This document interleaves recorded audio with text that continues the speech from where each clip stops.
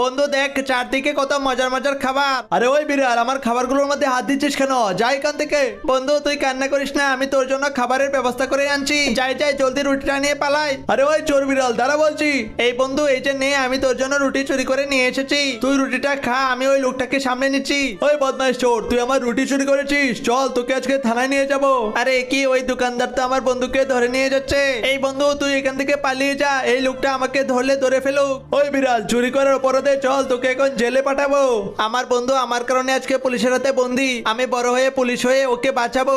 এই যে সাদা বিড়াল, কংগ্রাচুলেশন, তুমি পুলিশের চাকরি পেয়ে গিয়েছো। আজকে আমি অনেক খুশি, আমার পুলিশের চাকরি হয়ে গিয়েছে। এই তাড়াতাড়ি করো, এই স্বর্ণগুলো নিয়ে এক্ষুনি এখান থেকে পালাতে হবে। আরে জলদি চলো, একটা চোর চুরি করে পালাচ্ছে। এই তাড়াতাড়ি পালা, আমাদের পিছনে পুলিশ লেগেছে। ওই চিন্তাকারী বাচ্চা দাঁড়া বলছি, নয়তো তোকে গুলি করে দেবো। না না, আমরা কোনোভাবেই দাঁড়াবো না, তোরা যা পারিস করে নে। ওই চোর, তাহলে আমরা গুলি করে দিচ্ছি রে।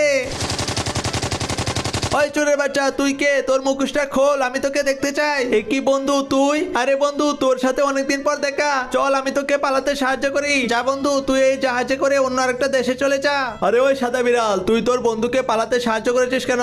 তোর পুলিশের চাকরিটা তো চলে গিয়েছে, এবার তোকে আমরা জেলে পাঠাবো। তারপরে এই বিড়ালগুলো আমার পিছু পিছু আসছে কেন? মামা এসে দেখো, আজকেও এই বিড়ালগুলো আমার পিছু পিছু চলে এসেছে।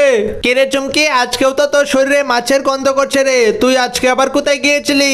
আরে মা, আমি তো আজকেও মাছের বাজার দিয়ে আসছিলাম, আর সেইখান থেকে মাছের পানি লেগে মনে হয় আমার শরীরে মাছ গন্ধ করছে। কিন্তু আমি বাসায় আসার পর আমার ভাইয়া তো আমার শরীরটাকে সুন্দর করে পরিষ্কার করে দেয়।